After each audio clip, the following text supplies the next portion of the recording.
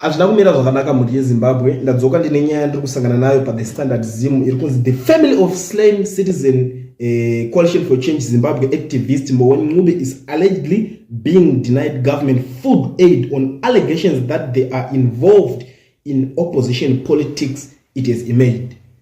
Zvatotanga this guy anonzi Mboweni uyu ndiye uya pakaitwa rally kukwekwe muna 2022 wekuzorohwa nemabhemba ndobva azonofira kumberi kuchipatara chinji. Ndo the same guy ndiye ane family iri kunzi haisi kukwanisa kupuwa food aid. Anditi mukuona gore ratiri rineri igore renzara, igore rekuti kune drought El Nino. Ndo mari dzimwe dzedzemai dzinonzi parikuzoda kudonetwa mari yakadai kuti tikwanise kuzenge tichiita se tichizodistribute chikafu. So food aid iyoyo manje government food aid ndo iri kunzi vari kunyimwa chinzi ndeve Citizen Coalition for Change. Ma members vari involved in Citizen Coalition for Change. Inotori a very big problem yakadaro iyoyo. Ukaona zvinhu zvakadaro zvichiitika muZimbabwe hatisi normal because parikunzi food aid drought iri harina kunzi El Nino iri kuataka vanhu veZANU-PF chete ndo vanodeserve kuwana zvinhu nekuti ndo vakavhotera ZANU-PF. Nyaya dzemapolitics maelections akatopera maitsvaga support makutotonga kana vanhu makutonga munhu wese hamusi kutonga vanhu veZANU-PF chete saka mufanira kugonera vanhu veZANU-PF chete.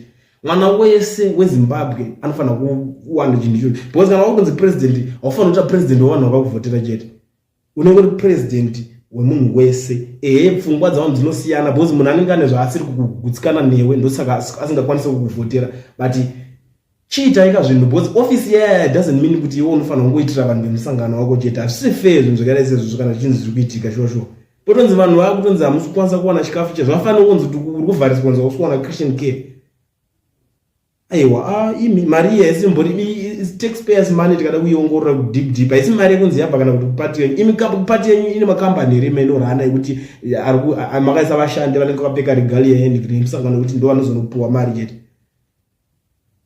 Zimbabwe so anyway ndo nyaya yacho iri kuitika ndinosangana nayo panapa pa The Standard Zim vari kutaurawo panapa vari kuti family this guy havasi kukwanisa kuwana chikafu. And kusazivawo kuti mimi muri Zimbabwe munoonawo senyaya